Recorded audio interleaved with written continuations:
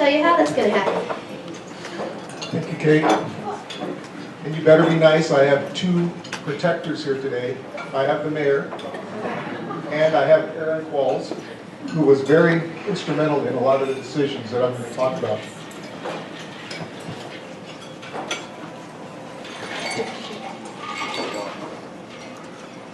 Can everyone see that? Is it too bright? Or should it be dimmed more? Dim?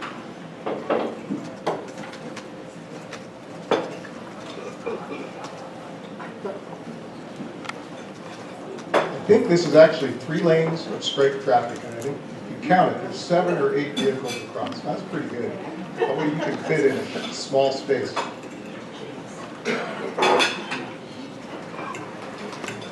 I'm going to do a little bit of a history lesson. Actually, back up. I live and breathe this stuff every day. You don't. So if I start going ahead on things, backing up a little bit, I want to start with a little bit of a history lesson.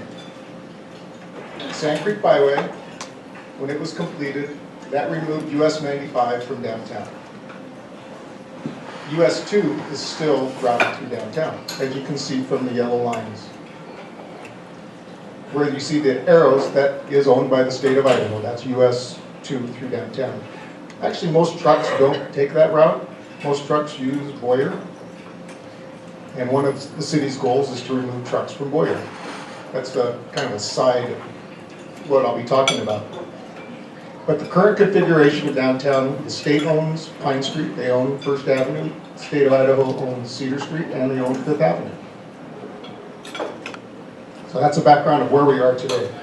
I just looked at there's an online traffic counter at 5th and Larch.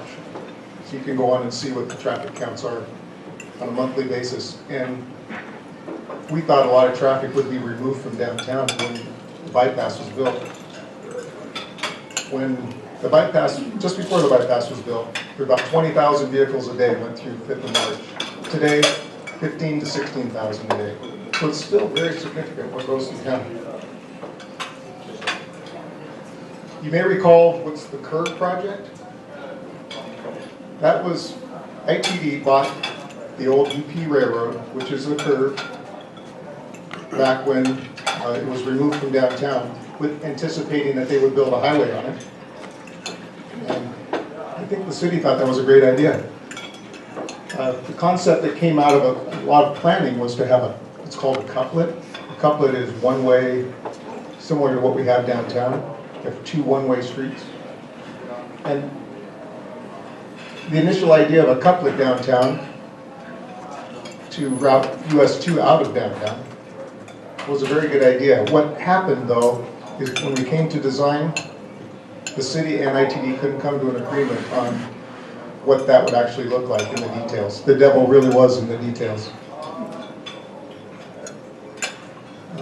This is not really easy to see, but the red area are the areas, the streets downtown that the city would like to own, but the state now owns.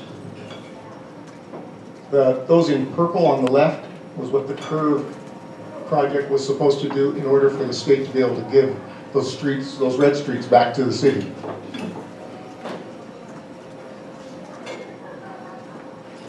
This is an aerial of what the intersection at Boyer and US 2 would have looked like under the curve.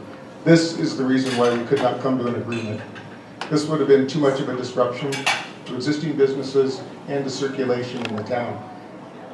As an example, Poplar Street at 5th Avenue in front of Safeway or Mr. Sub. That crossing, 75 feet wide. It's pretty wide for most of you. You would think that's a pretty wide crossing. This crossing would have been over 100 feet for a pedestrian. And that was unacceptable to the city council standpoint. And this was really the reason why the curb was rejected by Sandpoint. Is there any questions on it so far? Okay. I threw this in because these two were coming. Both Councilman Logan at the time and Councilman Qualls at the time. They were very instrumental in working with the ITD, and it wasn't a acrimonious discussion. It was, I think it was a very friendly discussion that The city rejected the curve, but asked that Fifth Avenue between Cedar Street and Pine Street could be two-way. ITD agreed to look at that. This is the plan that's been adopted by ITD and by the city of Sandpoint. And that is to make Fifth Avenue two-way between Cedar and Pine Street, which opens the door for the state to give the streets downtown to Sandpoint. I'll walk you through a little bit of the changes. Cedar and Fifth, full movement, meaning you can make a left turn at that intersection, make a right turn at that intersection, and go through in all four directions. So southbound on Fifth Avenue, you'll be able to make a left turn into downtown. Oak Street will remain exactly like it is right now, with the push button pedestrian crossing. Church Street will get a full signal.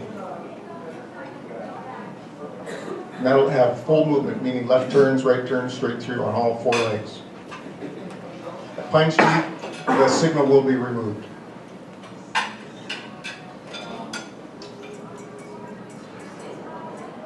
Pine Street is two-way on both sides of Fifth Avenue,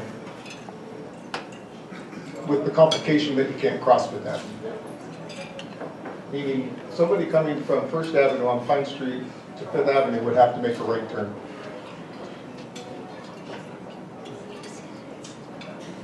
Somebody coming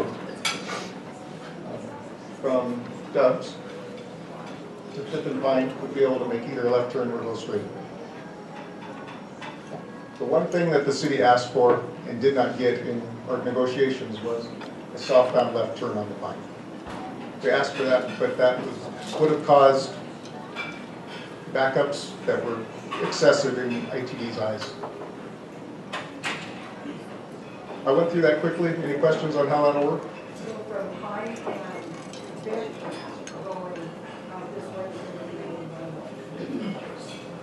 Pine is two-way, both directions. The only thing is that if you are going westbound, meaning from First Avenue to Fifth Avenue on Pine, you'll have to make a right turn and go to the signal. Cody, from, let's say, the intersection of Fifth Avenue and Cedar, how would one get to City Beach? Okay. I'm going to go back.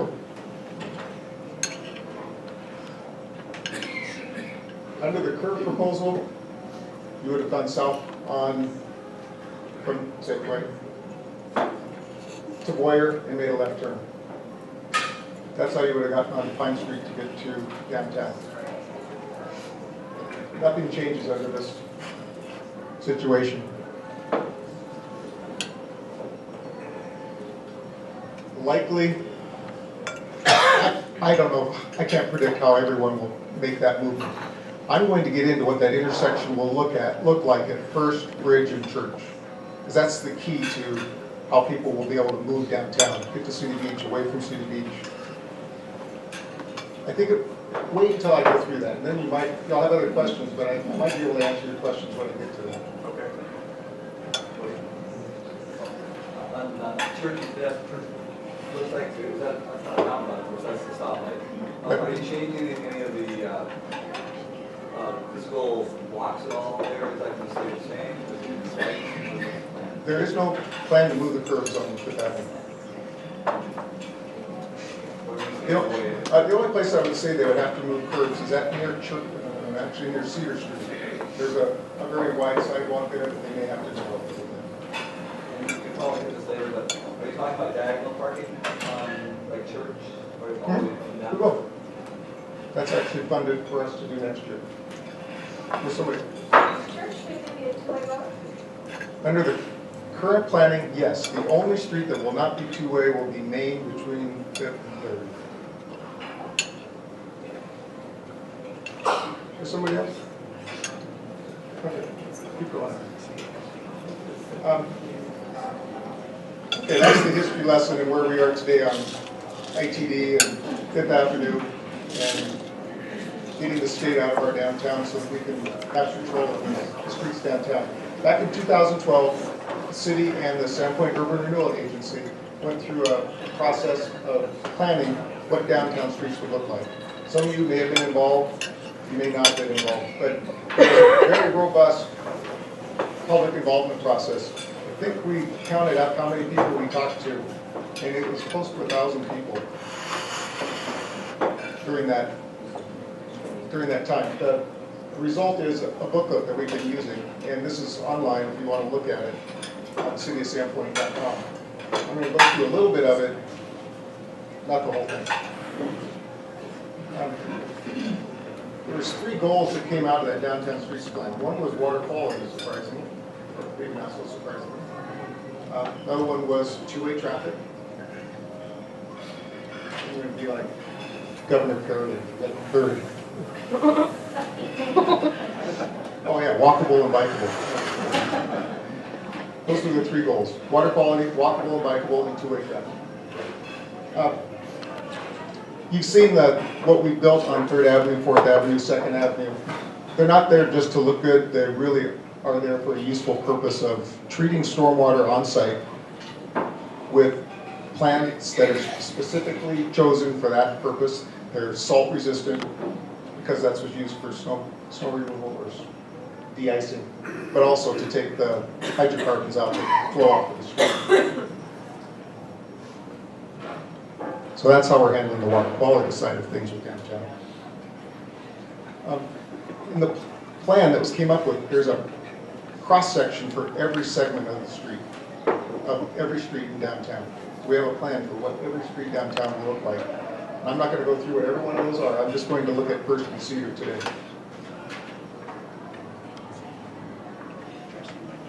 So First and Cedar, under the golden triangle of downtown, this is where most of the retail is.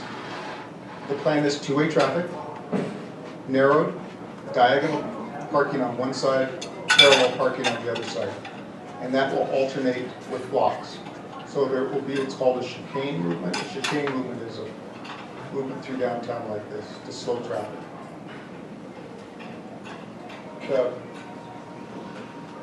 Where the parking is per block, that hasn't exactly been decided, but we wanted to focus on solar, passive solar, and have those sides of the street that may be optimum for sidewalk cafes, not to have diagonal parking in front of them, but to have parallel parking in front of those. Take like in front of the new hospital. So that's an excellent spot for solar roadways for one, and for this passive solar for sidewalk cafes. I don't know if you can read all these things, but what came out of it was certain ideas that we would try and accomplish downtown. One of them is that Main and First was to have a raised intersection. Raise it about a foot from the surrounding. That slows traffic, makes it more of a shared space, almost like a speed bump, but it's a long speed bump. That's one of the ideas that came out of it. Whether we implement it or not, is still to be decided. 30-degree angled parking, which is very different than what we have now. We have 60-degree angled parking, so it's almost a direct head-in. In order to allow us to have two-way traffic, we have to soften that angle a little bit. So we're actually going to do this on 4th Avenue between Pine and Church in the next week or so. Stripe it for this kind of parking.